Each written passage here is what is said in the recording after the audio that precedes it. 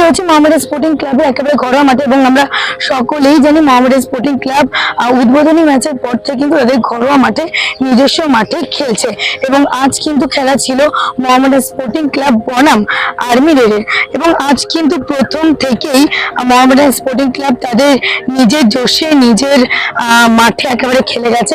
প্রথম 38 মিনিটে কিন্তু প্রথম গোল করে জার্সি নাম্বার 30 ইস্টাফিল এবং ইস্টাফিল কিন্তু এই ম্যাচে জোড়া গোল করে।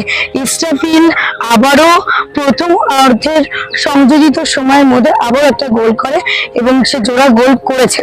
আজকে কিন্তু মোহামেডান স্পোর্টিং ক্লাব কিন্তু দুর্ধর্ষ খেলেছে এবং হাফ টাইমের পরে আবার গোল করে জার্সি নাম্বার 17 প্লেয়ারের নাম এডিসন সিং এবং সেও কিন্তু যে খুব ভালো খেলেছে। আর্মি রেড কিন্তু আজকে একটি মাত্র গোল করেছে। আর্মি রেড একটি মাত্র গোল করেছে জার্সি নাম্বার 2 এবং সে 67 মিনিটে গোল করে প্লেয়ারের নাম পারদীপ কুমার এবং আজ কিন্তু 3-1 গোলে কিন্তু খেলা সমাপ্তি হয়েছে এবং মোহামেডান স্পোর্টিং ক্লাব কিন্তু আর্মি রেডকে 3-1 গোলে হারিয়ে দিয়েছে। আজকে কিন্তু মোহামেডান স্পোর্টিং ক্লাব তাদের নিজের ঘরোয়া মাঠে তাদের খেলা দেখিয়ে দিয়েছে। চলুন এই বিষয়ে কোচ কি বলছে, জোড়া গোল যিনি দিয়েছেন আজ ম্যান অফ দ্য ম্যাচ তিনি কি বলছেন শুনে নেব। Coach, after 2 match, again back to winning ways. So what did you say about today's performance? Performance, yes, there is a difference. There is a change in the. Mostly, it is change in the attitude of the players. After losing that game, we agreed all of us that it was not lack of playing abilities, but it was just a bit of mentality. And then today they came with a big mentality, and you see the results was different. Coach, Istrafil, in first few matches he misses lots of opportunities. Now in last 2 matches he converted 3 of them. So what do you say about his performance? I mean, that's football. You don't expect him to score every game. Every game, he's a young player. He needs time to settle down, and things cannot just happen instantly. We need to give him time. Again, if we over demand from him, he'll get pressured, and then things will even go worse.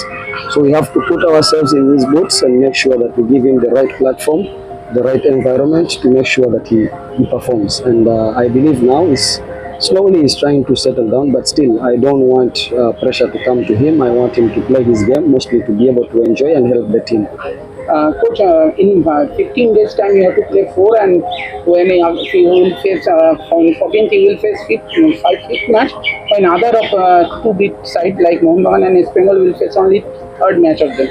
So do you think that is a main reason for your team's not so good performances in No, to be honest, I don't see what happens in the other side. I only focus on what happens on my side, and what is in my side is matches are available and players are available.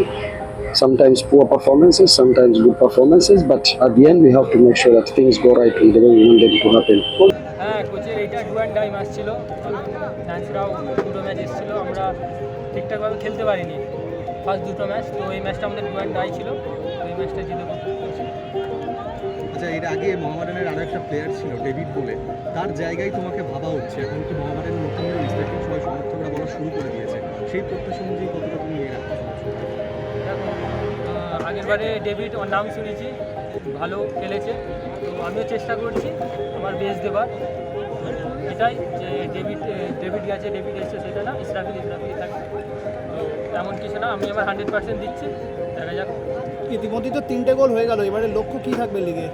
তোমার target কী থাকবে? Obviously top scorer থাকার target থাকে সব player, তো আমারও আছে। I hope দেবেন্দ্রদা, 3টে match পরে একটা স্বস্তির জয়, 2টো ম্যাচ পরে স্বস্তির জয়, কি বলবে আজকে খেলায়? না, ভালো খেলেছে টিম, ভালো খেলেছে টিমের, আমাদের প্লেয়াররা সবাই ভালো খেলেছে। যত দিন যাবে আমাদের টিম ভালো খেলবে, কেন আমরা খুব কম সময়ে নেমেছি। আমরা 8 দিনের মাথায় ফার্স্ট ম্যাচ খেলেছি, আজকে ধরো 15-16 দিন, তাতে আমরা 4টে ম্যাচ খেলা হয়ে গেল। অন্যদিকে দেখবে মোহনবাগান ইস্টবেঙ্গল এখন অবধি 2টো ম্যাচ খেলেছে মাত্র, এবং 13 তারিখ 3 নম্বর ম্যাচ খেলবে। এখানেই আমাদের সমস্যা হয়েছে, সেখানে আমাদের প্লেয়াররা আস্তে আস্তে রিকভারি হচ্ছে, সেখানে তার ফিটনেসের সমস্যা আমাদের টিমে আছে, সেটা যত তাড়াতাড়ি মিটবে আমাদের টিম আরও ভালো।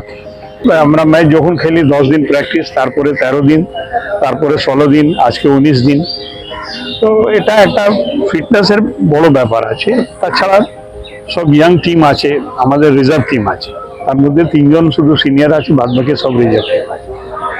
এই টিমটাকে সেটিং হতে গেলে একটু সময় লাগবে। আস্তে আস্তে করে যখন ফিটনেসটা বাড়বে, কম্বিনেশনটা বাড়বে, তখন খেলাটাও ভালো হবে। না, ও জয়টা খুব দরকার ছিল। আরবি টিমটা খুব টাফ টিম।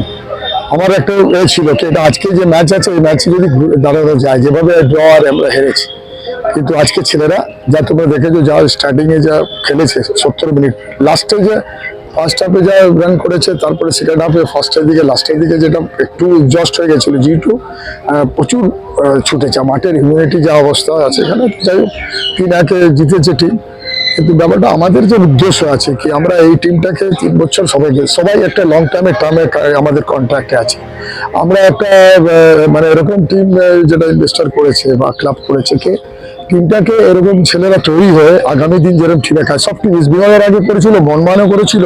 মোহনবাগান কিছু পেমেন্ট প্লেয়ার রেখেছিল, কিন্তু ইস্ট বেঙ্গল কয়েক বছর বিলি জসকে দিয়ে সব প্লেয়ারদেরকে এনে। তো আমাদের সেটা উদ্দেশ্য, আমরাও আমার ধৈর্য ধরতাম। আমরা একটা ম্যাচের মধ্যে একটু খারাপ হলে সমর্থকরা একটু হয়ে যায়, উত্তেজিত হয়ে যায়।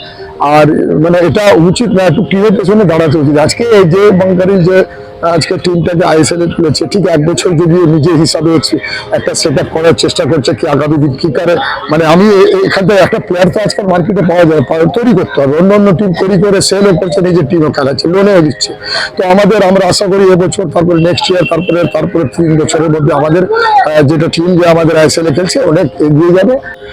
শুনলেন কি বললেন তারা।